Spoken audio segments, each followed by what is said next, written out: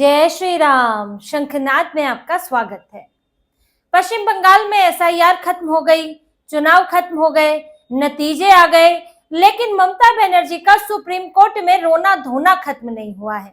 वो अभी तक नतीजे आने के बाद भी ये लोग दौड़ दौड़ कर सुप्रीम कोर्ट जा रहे हैं, याचिका लगा रहे हैं, अपनी हार को लेकर चुनाव आयोग पर ठीकरा फोड़ रहे हैं। अब ऐसी ही याचिका लेकर फिर से गए थे कल्याण बनर्जी, मनिका गुरुस्वामी, ये लोग सुप्रीम कोर्ट पहुंचे थे कि हमारी कुछ सीटें ऐसी हैं, 31 सीटें ऐसी हैं जिन पर हार का अंतर जो एसआईआर में नाम हटे हैं, जो डिलीट हुए हैं, उनसे कम है। यानी कि इनका कहना है कि अगर उनके नाम भी शामिल होते तो हमें वोट पड़ते और हम जीत जाते। 31 सीटों पर ये लोग याचिका लेकर पहुंचे। सुप्रीम कोर्ट में एसआईआर पर सुनवाई थी और सुप्रीम कोर्ट के सामने इन्होंने एक तरह से अपनी हार के लिए चुनाव आयोग को जिम्मेदार ठहरा दिया। अब सुप्रीम कोर्ट ने इनकी दलीलें सुनी। पहले तो इनके कुतर्कों पर कोर्ट ने फटकार लगाई, फिर इन्हें कहा कि ये जो आप अचानक से नई चीज ले आए हैं, इस पर सुनवाई यहां नहीं होगी, इस पर सुनवाई के लिए अलग से पिटीशन लगेगी। तो इनको जो ये चालाकी कर रहे थे वो चालाकी इनकी काम नहीं आई। देखिए, ममता बनर्जी ने चुनाव हारने के बाद एक चीज तय कर ली है कि मैं रोती रहूंगी, मैं गाती रहूंगी, मैं विरोध करती रहूंगी और अपनी हार का ठीकरा अपने के अलावा सब पर फोड़ दूंगी। ये इन्होंने टीएमसी ने तय कर लिया है और इसके लिए ये लोग अब चुनाव आयोग को, जो भी एसआईआर हुई, चुनाव आयोग ने जो लॉजिकल डिस्क्रिपेंसीज की, उसको लेकर ये लोग अब इसके जरिए अपनी हार को जीत बताने में जुटे हुए हैं। सुप्रीम कोर्ट जाओ, मीडिया में छपेगा, बयान देंगे तो बार बार यही बात हम कहेंगे। इन्होंने चुनाव के नतीजों के बाद से ये बातें कहनी शुरू कर दी थी कि हमारी एसआईआर की वजह से, लॉजिकल डिस्क्रिपेंसीज की वजह से देखो हम हारे हैं, कई सीटों पर जो है हार का अंतर कम है। ये बातें इन्होंने कहनी शुरू की। लेकिन आज ये सुप्रीम कोर्ट गए, पहले नहीं गए, क्योंकि इनके वकीलों ने इनको सलाह दी। अब ये मोटी मोटी फीस लेकर काम कर रहे हैं, एक को तो राज्यसभा ही पहुंचा दिया, कल्याण बनर्जी तो नेता ही है, तो इन्होंने सलाह दी इन्हें कि आप इसको अलग से मत लेकर जाइए। अलग से लेकर जाएंगे तो ये बन जाएगी चुनावी पिटीशन, चुनावी शिकायत कि भाई हमें तो धांधली का शक है, हमारे पक्ष में इतने वोट पड़ सकते थे, इतने नहीं पड़े। अब जब अगर ये चुनावी शिकायत बन जाएगी तो फिर ये चुनाव आयोग के हाथ में होगा और उसमें सुलझने में, या कहे कि उसकी सुनवाई में ही समय लग जाएगा, उसका प्रोसेस थोड़ा लंबा है। तो एक काम करते हैं, एसआईआर की सुनवाई तो चल ही रही है, सुप्रीम कोर्ट ने अभी तक उस पर कुछ अंतिम दिया नहीं है, तो हम उसी सुनवाई के दौरान ये बातें कहेंगे कि माय लॉर्ड, देखिए हमारे साथ अन्याय हुआ, देखिए लॉजिकल डिस्क्रिपेंसीज के कारण जो नाम कटे वो तो हमें ही वोट देने वाले थे। अब ये सब इन्होंने इसलिए एसआईआर की सुनवाई के दौरान उठाया। अब इस पर कोर्ट ने कहा कि ये मामला अलग है और जो एसआईआर का मामला चल रहा है वो अलग है। आप इस पर एक अलग से याचिका दायर कीजिए, उस पर सुनवाई होगी। इसे इंटरलोक्यूटरी एप्लीकेशन कहते हैं, यानी कि कोई जब बड़ा मामला चल रहा हो और उस बीच में किसी और चीज की, उसी से जुड़ी किसी और चीज की तात्कालिक सुनवाई की जरूरत हो तो उसके लिए ये डाली जाती है। ये एक तरह का आवेदन है। अब इस पर चुनाव आयोग के जो वरिष्ठ वकील हैं डीएस नायडू, वो वहां पर थे। उन्होंने कहा कि नहीं, ये तो एक तरह की चुनावी शिकायत है, भाई इलेक्शन पिटीशन के तौर पर इसको डालना चाहिए, इसमें इसी मामले में इसकी सुनवाई नहीं हो सकती है।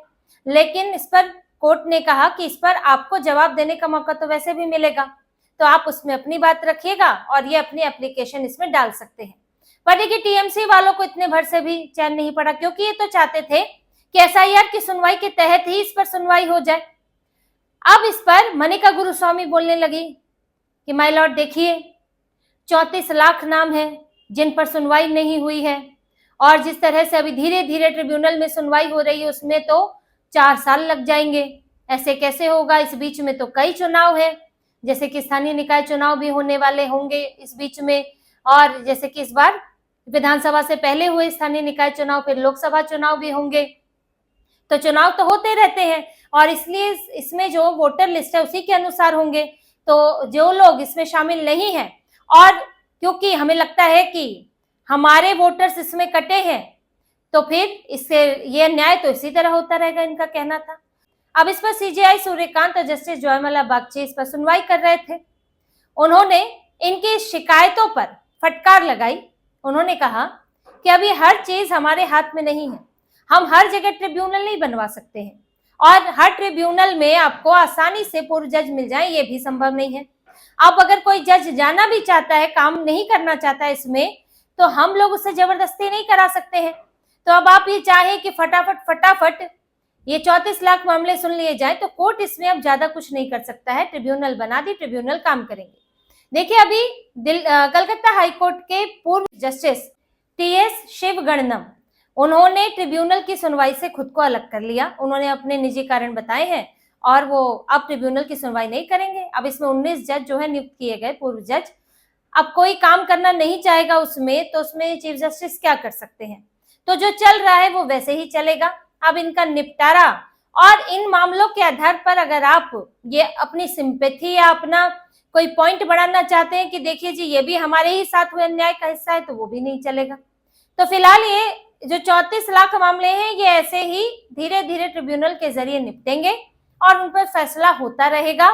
ये जो घुसपैठियों को, जो इसमें कई घुसपैठिए भी हैं, ये इसके जरिए इनको जो घुसाना चाहते हैं वोटर लिस्ट में, वो नहीं होने वाला है कि जल्दी जल्दी हो और उस जल्दी में कुछ गड़बड़ी हो जाए, ये आराम से चलता रहेगा।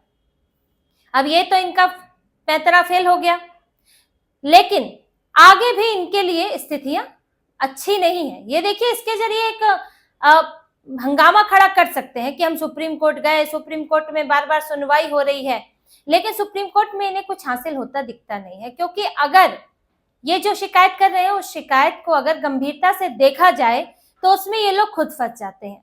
इनका कहना है कि 31 सीटें ऐसी हैं जिनमें हमारी जीत का अंतर, जो डिलीट हुए हैं वोट, उनके अंतर से कम है। अब जैसे कल्याण बनर्जी ने बताया कि हमारी एक उम्मीदवार है जो 862 मतों से हारी, और वहां पर लगभग 5400 मत थे, यानी कि जो वोटर्स थे वो डिलीट हुए। अब इस लॉजिक से आप देखेंगे, अगर क्या ये जरूरी है कि जो डिलीट हुए वो सबके सब इनके पक्ष में वोट डालते? हो सकता है कि वो दूसरी पार्टी के पक्ष में वोट डालते, हो सकता है बीजेपी के, कांग्रेस के, कम्युनिस्ट पार्टी के पक्ष में वोट डालते। ये आप कैसे कह सकते हैं कि आपके ही पक्ष में सारे जो डिलीट हुए हैं वोट, वो आपके ही पक्ष में पड़ते? और उस पर भी ये लोग लॉजिकल डिस्क्रिपेंसीज की बात कर रहे हैं।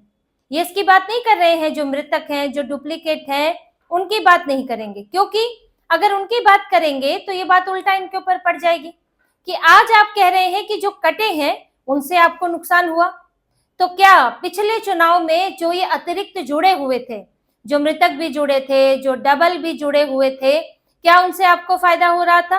क्या आपको फर्जी वोट पड़ रहा था? तो यहाँ तो बात दो तरफा लागू हो सकती है।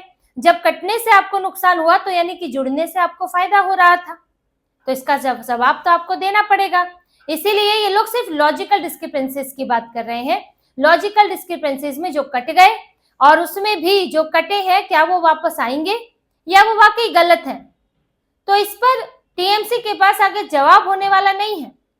ये कोई आप पक्के तौर पर कह ही नहीं सकते हैं कि ये वोटर आपके ही थे। ये भी हो सकता है कि बीजेपी जो ये 81 सीटें हारी है, इन 81 सीटों में जो वोटर्स कटे हैं वो अगर जुड़े होते तो बीजेपी को फायदा हो जाता, बीजेपी और सीटें जीत जाती। ये कौन जानता है? क्या ऐसी कोई व्यवस्था है कि हाँ फलाना हमारा 1 लाख वोटर है, फलाना का 1.5 लाख वोटर है, और उसके फलाना का 3 लाख वोटर है, और हाँ जी देखो एसआईआर में हमारा वाला ही कट गया? ये कोई तय नहीं कर सकता। एक व्यक्ति जो टीएमसी को डाल रहा है, कल को बीजेपी को, उसके बाद कांग्रेस को वोट डाल सकता है। ये तो अपना अपना मत है। आपके समर्थकों में ही पक्का नहीं होता है कि आप ही कोई वोट डाल दें, कई बार तो समर्थक ही पाला बदल लेते हैं। तो किसी के वोट तय नहीं हो सकते। तो आप ये नहीं कह सकते हैं कि आपके हारने की वजह एसआईआर है, लॉजिकल डिस्क्रिपेंसीज है। ये आधार बिल्कुल अलग होता है कि हाँ इतने लोग हैं वोट नहीं डाल पाए, आगे भी नहीं डाल पाएंगे, इनका निपटारा जल्दी होना चाहिए, वो बिल्कुल अलग चीज है। और उसकी सुनवाई तो चलती ही आ रही है। उसी के लिए ट्रिब्यूनल भी बनी थी, उसी के लिए सुप्रीम कोर्ट ने न्यायिक अधिकारी भी लगाए थे। लेकिन आप इसे अपनी हार से जोड़कर देखेंगे तो फिर मुसीबत तो मुश्किल होगी, क्योंकि फिर दूसरी पार्टी के पास भी ये आधार बन जाता है, चुनाव आयोग के पास भी आधार बन जाता है कि ये किस आधार पर कह रहे हैं कि ये लोग इन्हीं को वोट डालते और ये जीतते। ये सिर्फ संभावनाओं पर आधारित है, और संभावनाओं पर आधारित चीजों को लेकर ऐसा कोई फैसला नहीं दिया जा सकता। तो अभी जब ये अपनी इंटरलोक्यूटरी एप्लीकेशन दायर करेंगे, उसके बाद चुनाव आयोग को भी जवाब देने के लिए कोर्ट नोटिस जारी करेगा कि भाई आप बताइए, इनका कहना है कि जितने वोटों से हम हारे उससे ज्यादा वोट तो आपने काट दिए, अब वो अगर जुड़े होते तो हम जीत जाते। अब इस पर चुनाव आयोग अपना पक्ष रखे। ये एक तरह की धांधली का आरोप लगा रहे हैं कि चुनाव आयोग ने हमारे समर्थकों के ही वोट काटे। यही कहने का मतलब है कि यहाँ जो भी वोट कटे वो हमारे समर्थकों के हैं। अब चुनाव आयोग इस पर जवाब देगा कि ये आधार बताएं। फिर दूसरा, ऐसा भी नहीं है कि जिन सीटों पर वोट कटे हैं उन पर ममता बनर्जी जीती ही नहीं। ममता बनर्जी को ये भी जवाब देना पड़ेगा। आप जो सीटें हारी आप वहां तो कह रहे हैं कि हम वोट कटने से हारे, डिलीट होने से हारे, लेकिन जहां आप जीती हैं 81 सीटें जीती हैं, क्या उन 81 विधानसभाओं में एक भी वोटर डिलीट नहीं हुआ?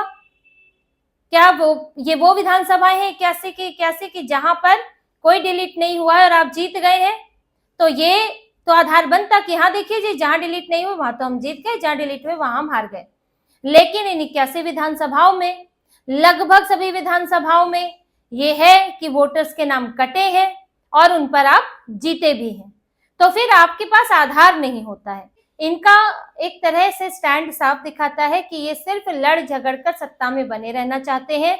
ये विरोध की राजनीति करेंगे और इसी तरह से कोर्ट को इस्तेमाल करेंगे, चाहे सुप्रीम कोर्ट हो चाहे हाई कोर्ट हो, इस्तेमाल करके एक माहौल बनाने की कोशिश करेंगे कि देखिए हमारे साथ तो गलत हुआ है, लोग हमें सहानुभूति दें, हम हारे नहीं, हमें तो हराया गया है। पर अब जब सुप्रीम कोर्ट में मामला पहुंचेगा तो सुप्रीम कोर्ट में माहौल नहीं चलता है, लफाजियां नहीं चलती हैं, सुप्रीम कोर्ट में तर्क चलते हैं, कुतर्क भी नहीं चलते हैं। अब क्योंकि ये चाहते ही है सुनवाई, देखिए नुकसान इनका यही है, इसमें नुकसान यही होने वाला है कि आप जब कोर्ट पहुंच जाते हैं तो मामला अंत तक पहुंचता है। ऐसे आप राजनीतिक बयानबाजी करते रहिए, आप कर सकते थे पूरे 5 साल की, देखिए जी यहाँ तो हम जीत सकते थे, हमें हरा दिया, हमारे वोटर काट दिए। लेकिन जब आप सुप्रीम कोर्ट जाएंगे तो सुप्रीम कोर्ट में एक फैसला होगा आपके पक्ष में, आपके विरोध में। अगर आपके विरोध में फैसला हुआ और सुप्रीम कोर्ट ने कहा कि इन 31 सीटों पर कोई गड़बड़ी नजर नहीं आती है और एसआईआर में जो नाम कटे हैं उनसे लगता नहीं है कि इस पर कोई आधार नहीं दिखता कि इस पर आपकी जीत हार का कोई असर पड़ता, आपकी जीत हार पर इसका कोई असर पड़ता, तो आपके जो आरोप है वो खारिज हो जाएंगे। अब जब सुप्रीम कोर्ट में खारिज हो जाएंगे तो फिर किस मुंह से जाएंगे? और जाएंगे तो बीजेपी बोलेगी कि भाई देखिए सुप्रीम कोर्ट ने तो इनको कह दिया कि कोई असर नहीं हुआ है। तो इनकी चाल इन पर ही उल्टी पड़ने वाली है। राजनीतिक आरोपों को हर बार सुप्रीम कोर्ट ले जाकर इनको फायदा नहीं होने वाला है। और ममता बनर्जी ये जो इतनी हड़बड़ी में ये सब कर रही है, सब दिखाता है कि कुर्सी खोने की परेशानी है। कुर्सी खोने से बैलेंस ही बिगड़ गया है इनका और इनको अभी समझने में, मानने में वक्त लगेगा कि ये सीएम नहीं रही है। तो इसी तरह की और खबरें और विश्लेषण आपके लिए लाते रहेंगे, हमसे जुड़े रहिए, सब्सक्राइब कीजिए, कमेंट कीजिए। बहुत बहुत धन्यवाद। जय श्री राम।